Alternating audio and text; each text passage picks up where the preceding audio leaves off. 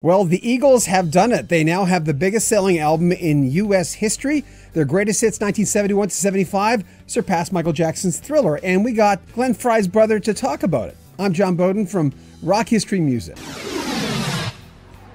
Congratulations to the Eagles. We should preface this story by saying the Eagles were the #1 album before in the U.S., up until the time Michael Jackson died and his Thriller went straight to #1. He passed away in 2009, so that changed things a little bit, but it's quite lopsided now. The Eagles have quite a lead. The Record Industry Association of America, the RIAA, recalculated sales figures recently, and the results show that the Eagles' first greatest hits, 1971 to 75, had actually been certified 38 times platinum, while Thriller was 33 times platinum. We call Glenn Frey's brother Alan to see his reaction. Oh, super gratifying. You know, they were fighting back and forth with Thriller for years. Michael Jackson died, and then Thriller took over, and, you know, the recent Eagles tour, the Eagles took back over, and that's a pretty proud moment there. Can you imagine how Glenn would feel, huh? That's a feeling of that effect. Yeah, how about that stuff, man? He was just, well, he was in the major workroom, which is we know it as the brain class in high school. You know, all the brains were in one section, and Glenn was, they call it the major workroom, and he was very smart literature-wise and English-wise, and a very astute musician, and paid a lot of attention to the English bands, and of course the bands around Detroit, MC5, and Iggy and the Stooges, and Bob Seger, and you know, Ted Nugent and Amboy Dukes. He was very attentive to that. And, you know, and if you add that mix to the influence of the Motown,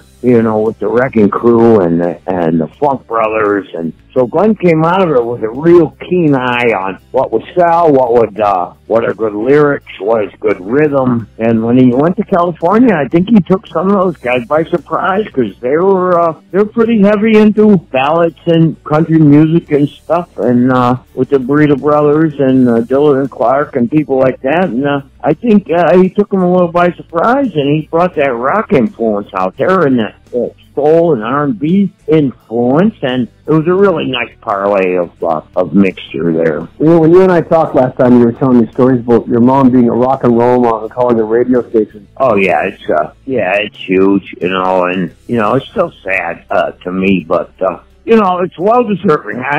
Let's see, when the Eagles played 6 nights at the Forum about 2 years ago before Glenn passed, we got a chance to talk to Paul Stanley from Kiss, and he got it on pretty good, and he gave like the ultimate compliment.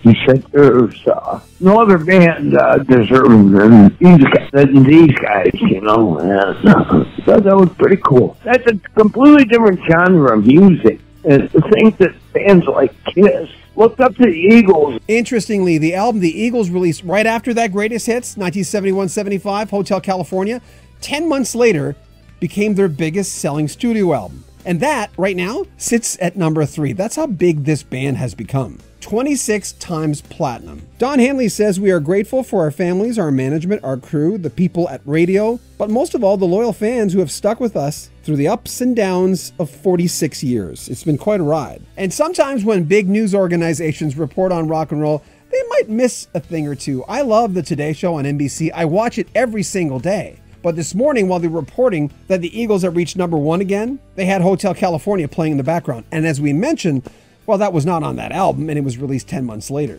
A little thing, and like I said, we screw up too. You guys are always first to let us know when we screw up. It's fair. If you're going to play in this kitchen, you got to get things right. I want to thank our buddy Alan Frey for talking to us. We have a whole series of him. I think it's a 6 or 7 video series where he talks and basically brings us into the Frey home. He tells us what it was like growing up with Glenn Frey. And his mother was a rock and roll mom, and where his father came from, and the whole history. It's interesting. You get a unique point of view around the Frey family, around Glenn Frey, and Alan, his brother, too. There'll be links in the description of this video. Make sure you comment on our video, subscribe to our channel, and share our videos. This is Rock History Music.